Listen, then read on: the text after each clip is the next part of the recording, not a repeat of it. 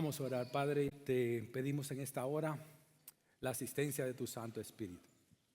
Y pedimos, Señor, de que seas tú hablando a nuestros corazones en este día. Y que tú pongas palabras en mi boca y me quites palabras para que yo hable exactamente lo que tú quieres que yo hable. En el nombre de Jesús, te pido por los que están escuchando este mensaje, que tú toques sus corazones y ellos pueden estar abiertos a escuchar tu voz. Por eso en el nombre de Jesús te lo pedimos, Padre. Amén. Hermanos, realmente me impresionó la actuación de un señor que se llama Richard Goodlove, que él participó en un show de televisión muy conocido que se llama America's Got Talent. Y este es un señor mayor, me impresionó porque un señor muy mayor. Y cuando él subió al escenario, para los que no saben, esta es una competencia de canto muy famosa. Y cuando él pasó al escenario, pues todo el mundo no pensaba que ese señor realmente iba a hacer gran cosa con su voz. Y es que él había servido como una persona que trabajaba como conserje en una escuela. Y el hecho de ser conserje es algo digno, muy digno. Pero algo que la gente notaba en su trabajo es que él tenía una voz muy especial. Sin embargo, por muchos años, él no creía de que realmente Dios pudiera usar su voz. Y me llamó la atención de que cuando él entra a cantar, empieza a cantar una canción que se llama Don't Stop Believing, es decir, no dejes de creer. Y lo impresionante es que mientras él cantaba, parecía como que él mismo, cuando estaba cantando, se estaba cantando a sí mismo, se lo estaba diciendo a sí mismo. Y tal vez porque había algo en su vida que ni siquiera él se había atrevido a creer del todo. Y es que Dios lo pudiera usar con el canto. Cuando ese señor abrió su boca y empezó a cantar, ustedes lo pueden buscar en YouTube si lo desean. La gente se puso de pie, los jueces se emocionaron hasta las lágrimas, la gente empezó a llorar y aquel hombre que casi nadie conocía, aquel conserje que pensaba que había nacido simplemente para ser conserje y que no había nada más en su vida. Algo interesante, hermano, es que todos los jueces votaron que sí y le dieron el pase directo a la final de este concurso. Y según tengo entendido, creo que lo ganó. No estoy muy seguro, pero fue un éxito total, abrumador. Todo el mundo estaba llorando. Y yo creo que esta escena nos recuerda a nosotros que hay veces que una persona puede vivir por años en el mismo lugar, haciendo lo mismo y sin experimentar lo que Dios puede hacer con su vida. Yo creo que esta escena es muy poderosa porque tengo la seguridad de que muchas veces ni nosotros mismos creemos lo que Dios puede hacer con nosotros. En el ámbito espiritual nos conformamos y nos conformamos con el nivel espiritual que tenemos y tal vez por alguna razón a nosotros nos han enseñado a vivir con bajas expectativas, a no esperar mucho.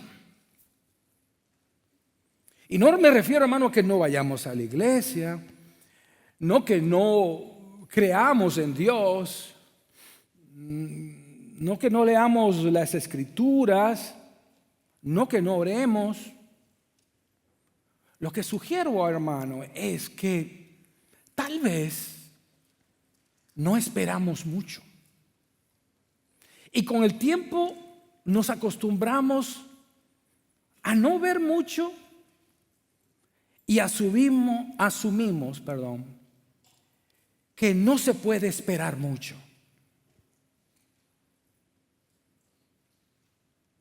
Como yo le dije la semana pasada, estamos acostumbrados a ver lo ordinario, no lo extraordinario. Y nosotros tenemos un Dios que no tiene nada de ordinario, sino de extraordinario. Y que ese Dios extraordinario puede hacer cosas extraordinarias en tu vida. Hermano, el libro de los Hechos, porque vamos a trabajar con el capítulo 3 de los Hechos. Sin embargo, hermano, el capítulo de los Hechos es una demostración del poder extraordinario del Espíritu Santo. Y ese poder actuando a través de los discípulos, y por eso me gusta mucho y siempre refiero este concepto de gracia, que gracia es el poder de Dios en nosotros para transformarnos a la imagen de Jesucristo y hacer en nosotros y a través de nosotros lo que es imposible para nosotros. Lo que usted ve en el libro de los Hechos son actos extraordinarios, porque Dios es un Dios extraordinario. Y usted ve, hermano, el derramamiento del Espíritu Santo. Usted ve que empiezan a predicar en otros idiomas sin que nunca lo hayan estudiado. Usted ve en el capítulo 2 cómo los discípulos andaban en el Espíritu. Y recuerden que primeramente somos bautizados cuando creemos. Eso es bautismo, unión con Cristo. Después nosotros debemos de andar en el Espíritu, que es por medio de las disciplinas espirituales, para entonces ver el fruto del Espíritu, que son amor, gozo, paz, benignidad, y también ser usado por Dios con poder. Eso lo vimos en el capítulo 2 de los Hechos, cuando usted ve al pueblo andando en el Espíritu. Y esa es la manera en que Dios trabaja cuando usa a un hombre, a un hermano o a una hermana para hacer cosas extraordinarias. Cuando andamos en el Espíritu. Y eso lo vimos la semana pasada. El capítulo 3 de los Hechos es sumamente interesante. Porque es el primer milagro apostólico. Y como ustedes saben, los apóstoles tenían unos dones que nosotros no tenemos. Segunda de Corintios lo habla claramente cuando Pablo dice, ¿acaso no es evidente que tenemos dones de apóstol? Pero en este milagro apostólico hay muchas cosas que enseñarnos a nosotros. Y cuando yo vi este pasaje de Hechos capítulo 3, yo me hice una pregunta y es, ¿cómo se manifiesta el poder de Dios en este hombre? Porque si usted nota, la narración se enfoca en una persona, es decir, pareciera a simple vista, porque no es el personaje principal, pero pareciera que este hombre es el foco de atención de la narración bíblica y es el foco de atención del Espíritu Santo. Note cómo se enfoca en un hombre, y en un hombre lisiado, se le dice lisiado o un paralítico, alguien que no podía caminar. La Reina Valera dice que era cojo, pero la idea aquí es paralítico, que no podía caminar, y es evidente porque lo tenían que llevar. Porque un cojo, bueno, puede más o menos caminar, pero este hombre no podía ni siquiera dar un paso. Vean la escena. ¿Cómo es que Dios manifiesta su poder en este hombre? ¿Y por qué enfocarse en él? Aquí hay algo, hermano. Aquí hay algo extraordinario que el Espíritu Santo quiere que nosotros prestemos atención. Vea, empieza la narración. Y en la narración normalmente hay una situación inicial. Hay un estado ideal donde la narración empieza a hablar de los personajes, de la escena, empieza a plantearnos la escena delante de nosotros. Y dice que un día subían Pedro y Juan al templo a las 3 de la tarde, que es la hora de la oración. Y según el Talmud, los judíos debían de orar 3 veces al día. Por eso es que dice el Salmo 55, versículos 16 al 17, en cuanto a mí, a Dios clamaré y Jehová me salvará. Tarde, mañana y al mediodía oraré y clamaré y Él oirá mi voz. Amén. Era la costumbre de ellos orar 3 veces al día. De hecho, Daniel tenía esa costumbre también. ¿Por qué no la adoptamos nosotros, verdad? Pero fíjese que en medio de la narración, inmediatamente usted ve cómo el Espíritu Santo gira los ojos del que está leyendo hacia el problema que había con este hombre. Vea lo que dice: junto a la puerta llamada Hermosa. Y esta puerta se cree que es la puerta de Nicanor. Y según dice Josefo, que fue un historiador judío, que normalmente esta puerta tenía incrustaciones de oro y plata. Y por eso es que se le llamaba la Hermosa, pero realmente era la puerta de Nicanor, según dicen los críticos.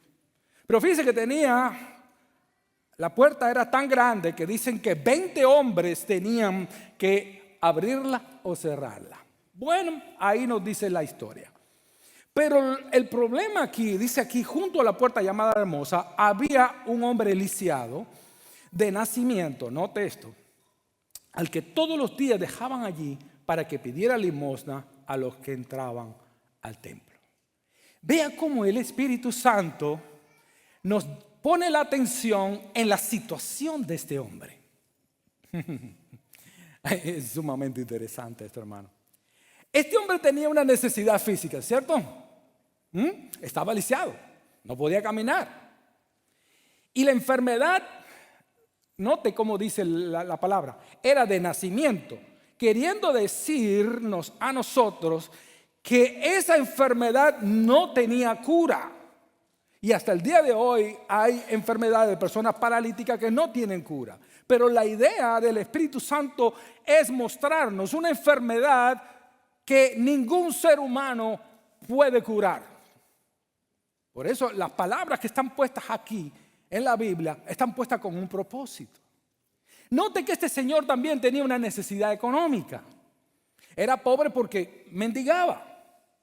Y en ese tiempo en Palestina había mucha pobreza, igual que hay mucha pobreza en nuestros países de Latinoamérica y en el mundo, en África. Ahora, vea, pero este señor también tenía una necesidad emocional. Este señor tenía que depender de otras personas. Ahora yo le pregunto, ¿cómo se sentiría usted que tengan que llevarlo a hacer sus necesidades? ¿Cómo se sentiría usted que no puede agarrar un carro y manejarlo? Tiene que depender de otra persona para que te lleve, para que te traiga, para que te mueva. Cuando nosotros vemos estas historias, hermanos, yo empiezo a entender por qué el Espíritu Santo pone la atención en un hombre con tantas limitaciones y con tantas situaciones. Hermanos, cuando alguien tenía una situación de parálisis, la gente se burlaba de ellos, como también hoy en nuestros días.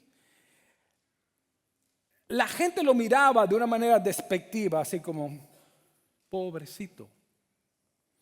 Eran objetos de burlas y esto llevaba a las personas a la depresión, y se sabe que muchas de estas personas que estaban en esta situación se quitaban la vida. Fíjense el escenario. Si ustedes ven, aquí habla de que este señor no estaba dentro del templo, estaba fuera del templo. No podía entrar. Este hombre tenía una necesidad de esperanza y su expectativa de que algo pudiera cambiar en su vida era muy limitada. Solamente quería tener dinero para comer ese día y al otro día volver a pedir para comer ese día, y pasa un día y pasa el otro y pasa el otro y pasa el otro, y pareciera que es una vida completamente sin esperanza de que algo fuera a cambiar. Cuando éste vio a Pedro, dice el verso 3, y Juan, que estaban por entrar, le rogaba que le diesen limosna. Note la expectativa que él tiene. Pedro y Juan, fijando en él los ojos, le dijo, míranos. Y entonces él estuvo atento, esperando recibir algo de ellos. Pero note la expectativa de este señor. Este señor no estaba esperando un milagro.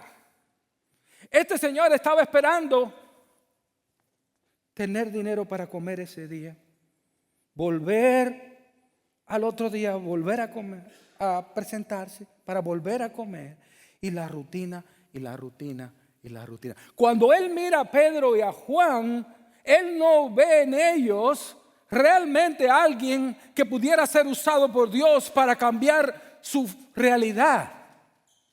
Él no tenía expectativas de cambio. Él lo que pensaba era que todo iba a seguir igual. ¿Y por qué el Espíritu Santo ubica a esta persona en la historia? ¿Por qué?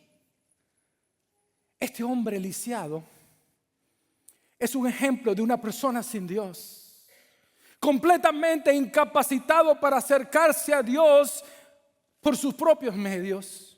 Dice la palabra que nadie busca a Dios, que si no es por el influjo del Espíritu Santo nadie puede ser salvo. Presenta la miseria, no solo material.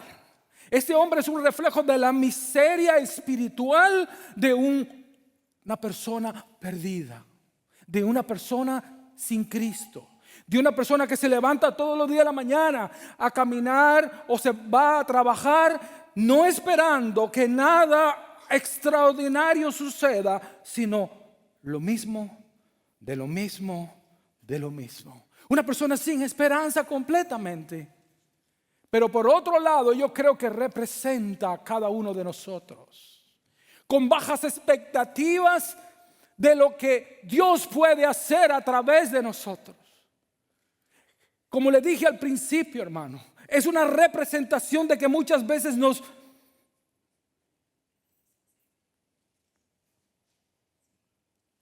derrotamos a nosotros mismos. Pensamos que Dios no me puede usar, de que ya todo lo que yo he experimentado en Cristo, eso es todo, que estoy acostumbrado a lo ordinario, pero no a lo extraordinario. Sin embargo, me sigo preguntando, ¿cómo es que Dios trabaja en este hombre?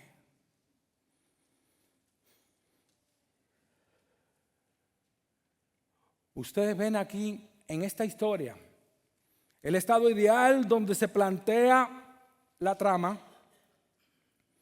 Ustedes ven el problema y hasta este punto de la historia nosotros dejamos la historia como colgando de un hilo, porque aquí está el problema, pero no se ve la solución.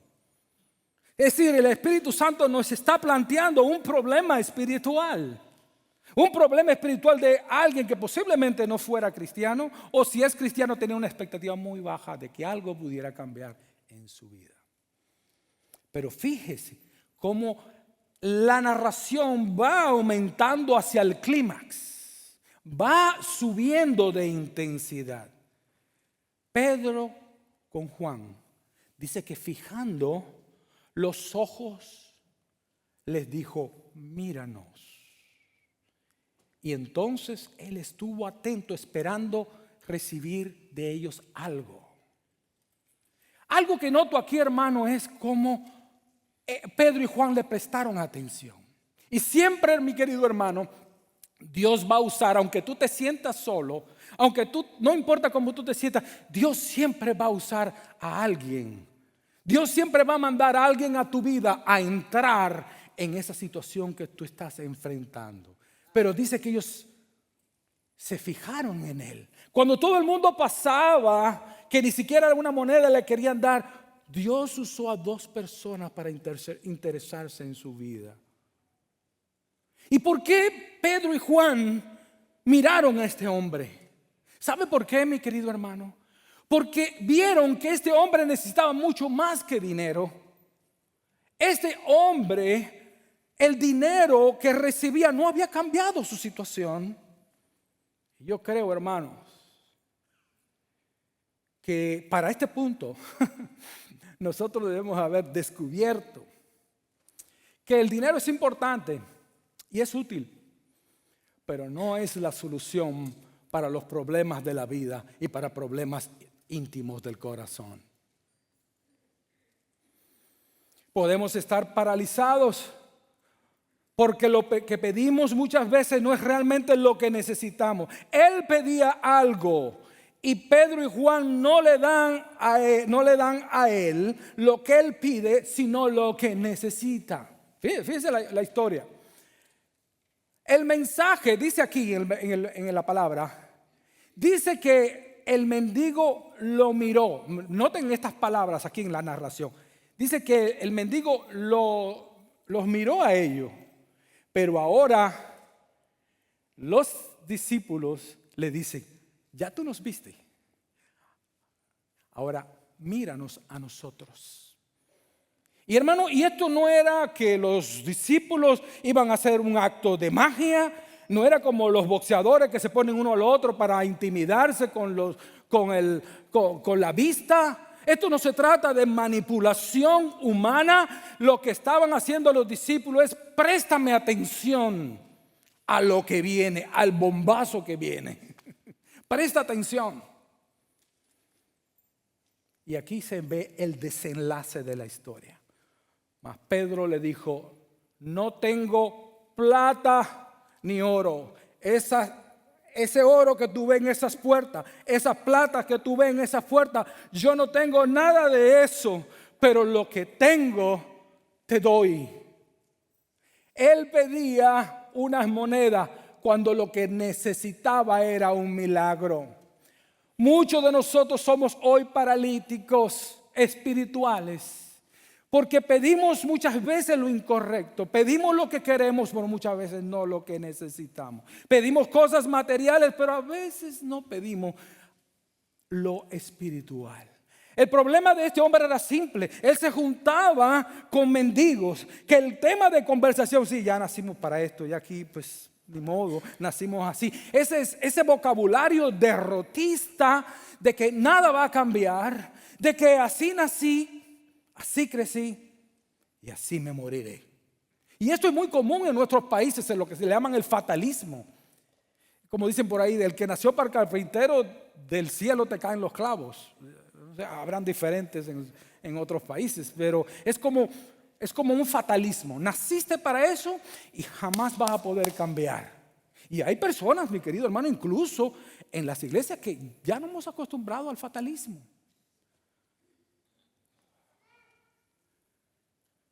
¿Entienden por qué el Espíritu Santo pone esta historia?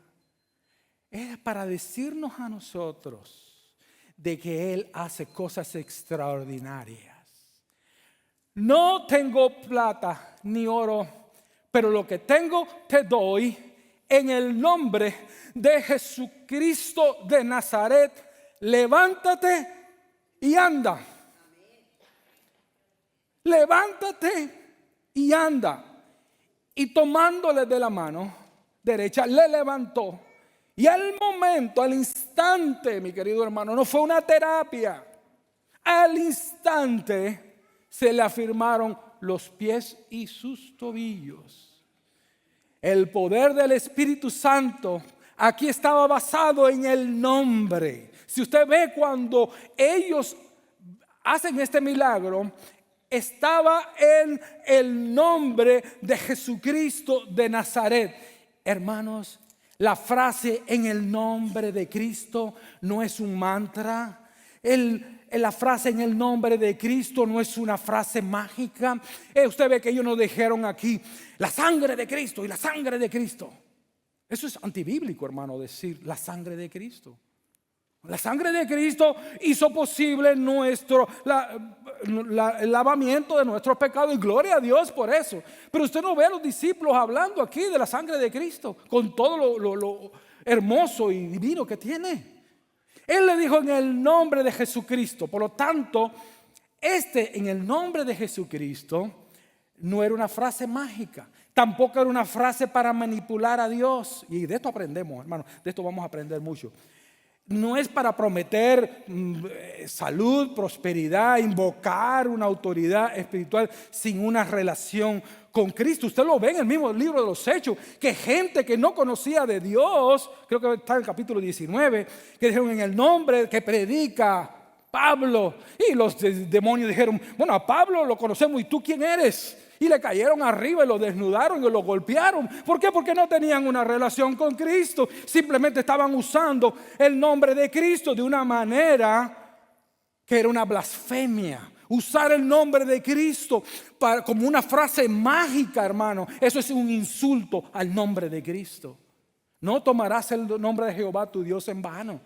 Por lo tanto, aquí el nombre de Jesucristo significa acercarse a Dios, porque ya yo tengo una relación con Cristo como Señor y como Salvador, reconociendo que es Cristo Jesús, el Hijo encarnado, crucificado, resucitado, exaltado y con toda autoridad. Cuando nosotros usamos el nombre de Cristo, estamos queriendo decir que no confiamos en esa frase, sino en todo lo que representa esa frase y representa su persona, la persona de Cristo, su obra, su poder, su autoridad, su fidelidad y su cuidado con los suyos. Eso es lo que representa cuando nosotros decimos en el nombre de Jesús. En el nombre de Jesús era hacerlo con la autoridad del poder de su persona.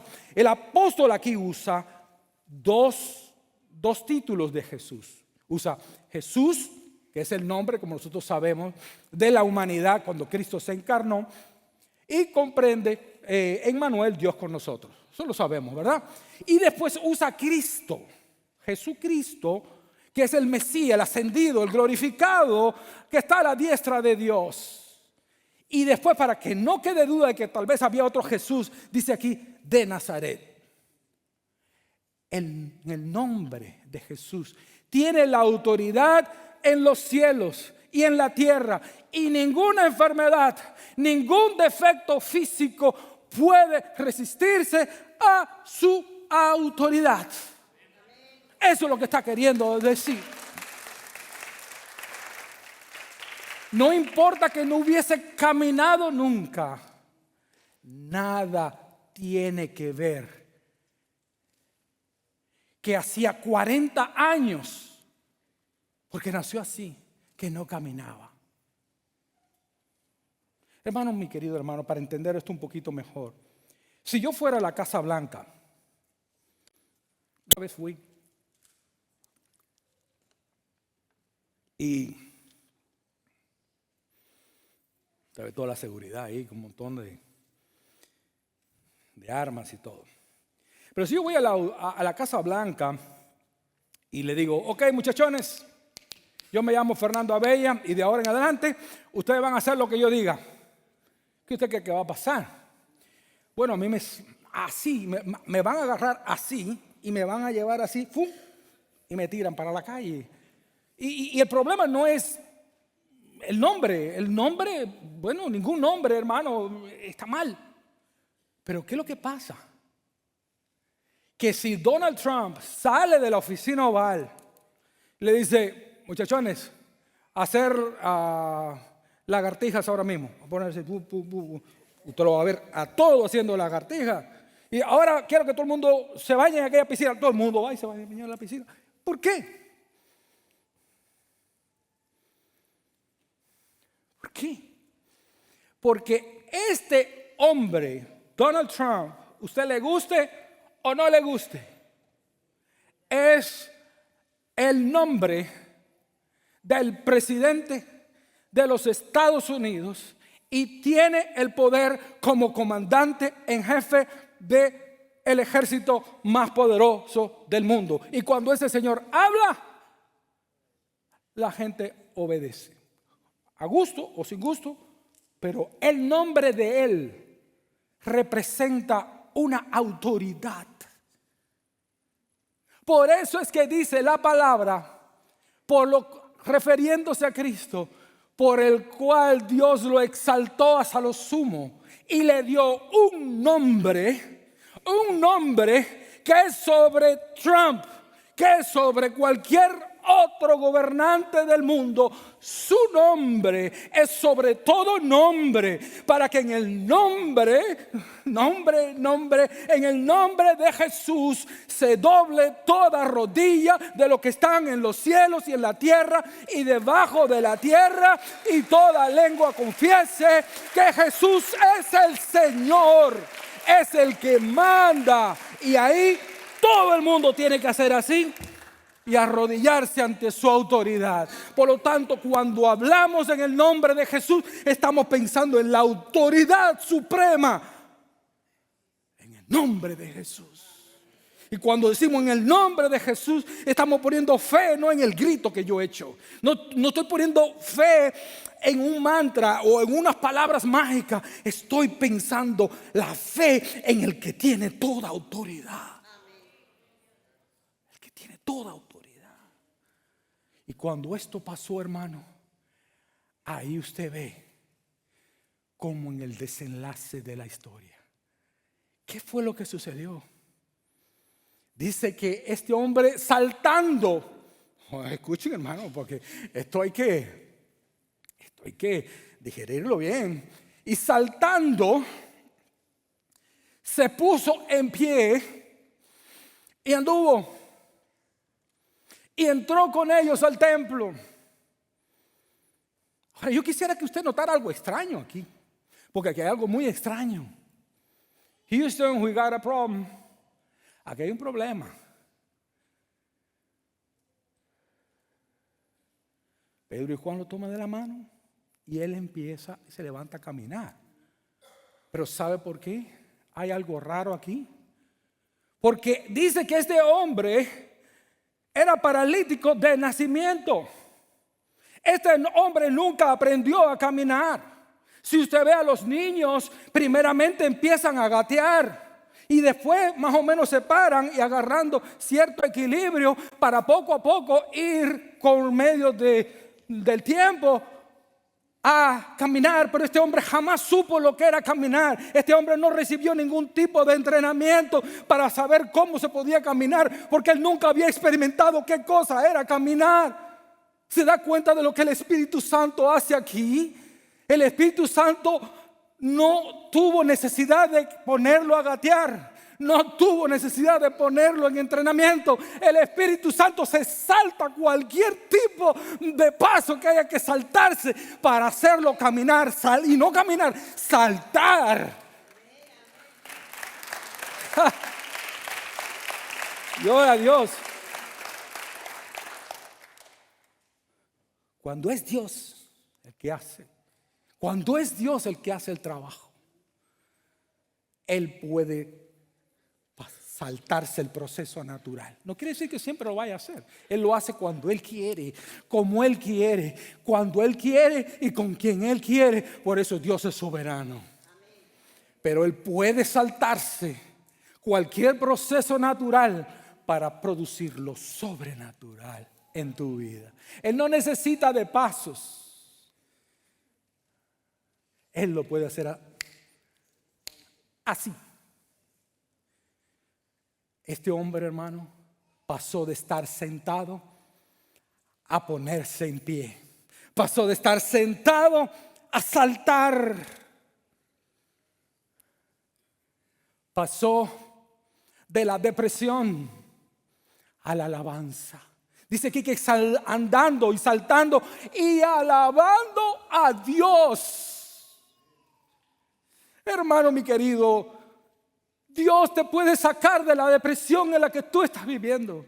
No importa que otros te menosprecien, no importa que otros hagan burlas de ti. El Señor te toma de tu mano derecha y te levanta y te dice: no temas, yo te ayudo. Cuando todos te desprecien, siempre Cristo te va a recibir. Aunque tu padre y tu madre te desprecien, te abandonen, con todo Jehová te recogerá. Él pasó de la depresión a la alabanza, de pedir limosna a alabar a Dios. Qué cosa más tremenda. Aquí estaba él como un niño con juguete nuevo. ¿Usted se recuerda, hermano, cuando éramos niños? En el caso del hombre, un juguete para un hombre, lo único que cambia entre un hombre y un niño, digo de varón, es el precio del juguete. Pero siempre somos niños, ¿verdad? Es como un hombre con troca nueva. Sientes el olorzazo. Se le enseña a todo el mundo: mira qué nave ando. El hombre estaba alabando a Dios, glorificando a Dios, estaba contento, estaba chifladísimo. Y pasó de ser una persona que daba lástima a ser un testimonio.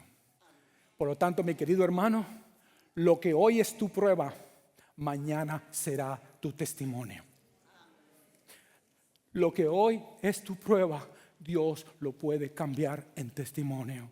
Dice en el versículo 9: y todo el pueblo le vio andar y alabar a Dios. Vuelve de nuevo la frase alabar a Dios. Todo el pueblo le vio y le reconocían que era aquel que se sentaba a pedir limosna a la puerta del templo, la hermosa. Y se llenaron de asombro y espanto por lo que había sucedido. Porque cuando el Señor, por medio de su Espíritu, entra al ordinario y hace lo extraordinario en tu vida, aún la gente del mundo van a ver el cambio operado en tu vida, porque es el Espíritu Santo el que lo hace para la gloria de Cristo. Por lo tanto, mientras, el versículo 11, yo no lo voy a tratar porque no tenemos tiempo, pero de el versículo 11, yo lo voy a leer. Mientras el hombre seguía aferrado a Pedro y Juan, él estaba agarrado de ellos, no lo quería soltar. Toda la gente no salía de su asombro. Corrió hacia ellos al lugar conocido como el Pórtico de Salomón. Y al ver esto, Pedro dijo: pueblo de Israel, ¿por qué ustedes se sorprendan de esto que ha pasado? ¿Por qué nos miran a mí como si por nuestro propio poder o devoción hubiéramos hecho caminar a este hombre? No fuimos nosotros. No es el hombre, no es el pastor, no es el hermano, no es la hermana que parece más consagrada. Es el Señor, es el poder del Espíritu Santo trabajando en tu vida y en mi vida. El Dios de Abraham, de Isaac, de Jacob, el Dios de nuestros antepasados, ha glorificado a su siervo Jesús. El propósito de este milagro era enaltecer y poner en alto el nombre de Jesús. Por eso cuando dice en el nombre de Jesús levántate y anda, está diciéndole que es por medio de Jesús de Nazaret que murió, resucitó y está a la diestra del Padre, que ese milagro fue posible. No es por hombre, no es por apóstoles, es por el poder del Espíritu Santo a través de nuestro Señor Jesucristo, que hace lo extraordinario.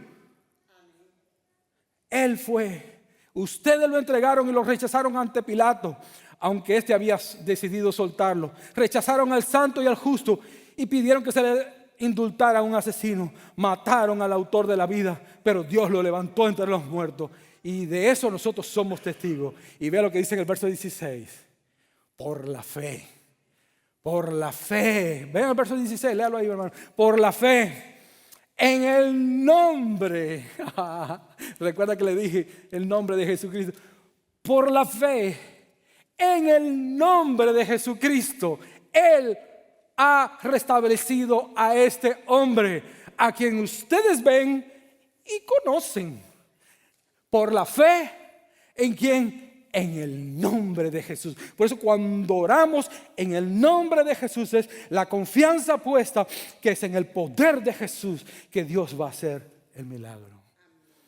Esta fe que viene por medio de Jesús, vea lo que dice, esta fe que viene por medio de Jesús lo ha sanado por completo, como ahora consta delante de todos ustedes, para que toda lengua confiese que Jesús es el Señor, el que interviene en tu vida, el que hace cambios y que hace lo imposible posible. Por eso es que el milagro no termina con los pies fortalecidos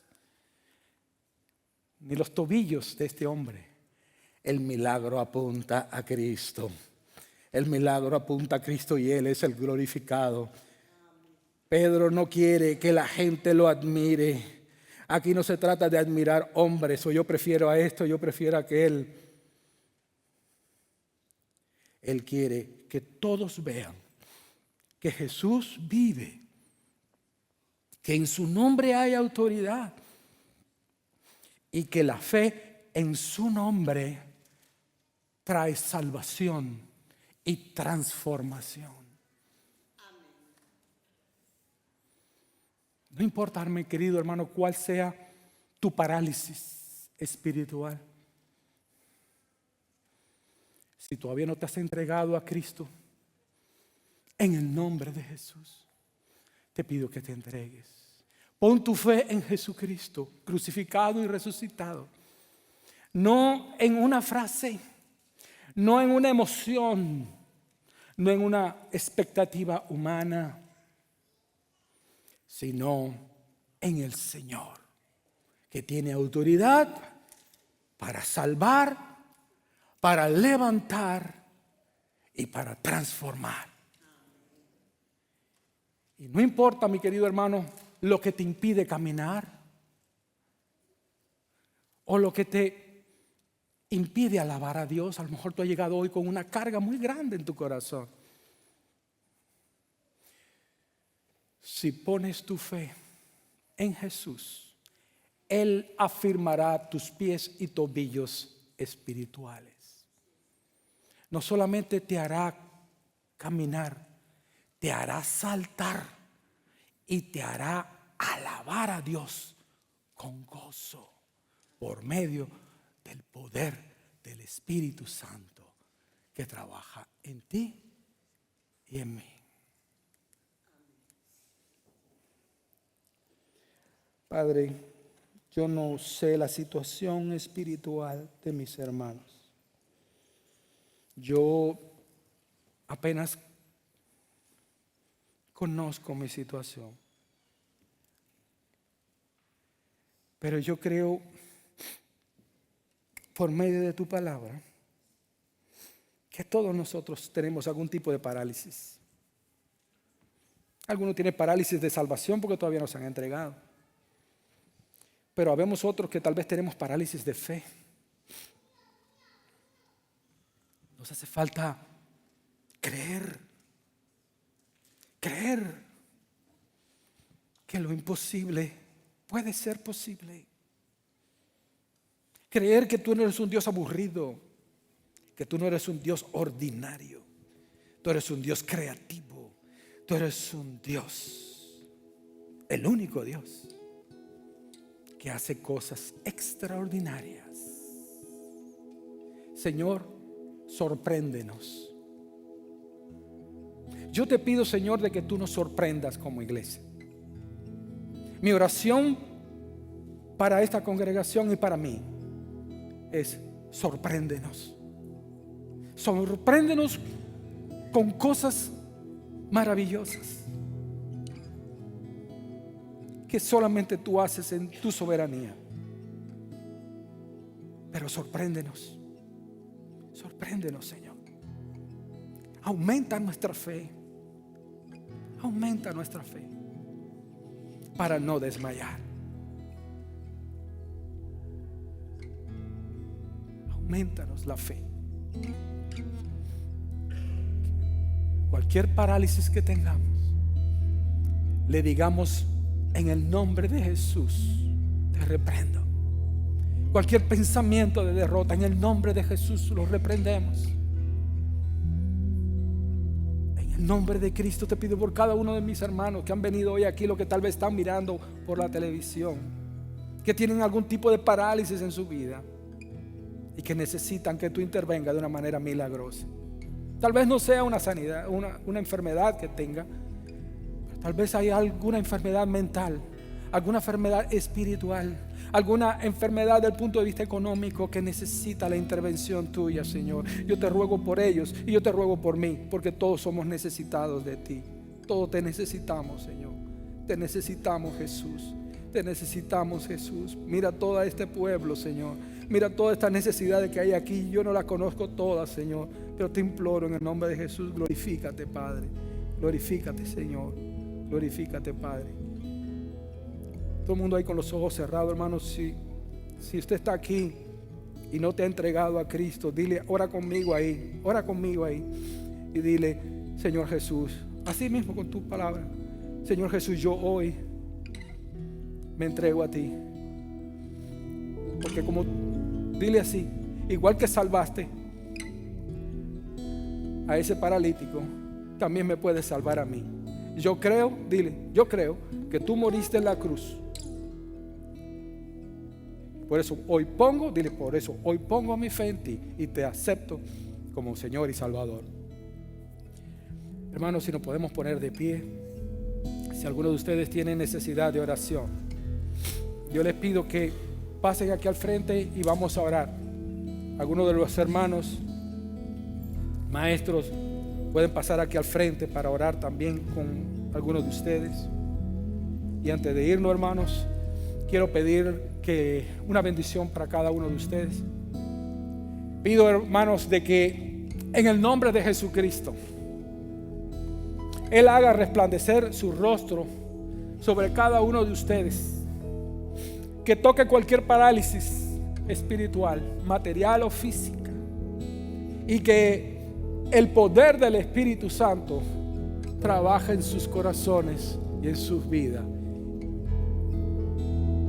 de ahora y para siempre. En el nombre de Jesús lo pido, Padre, y encomiendo a mis hermanos en esta hora.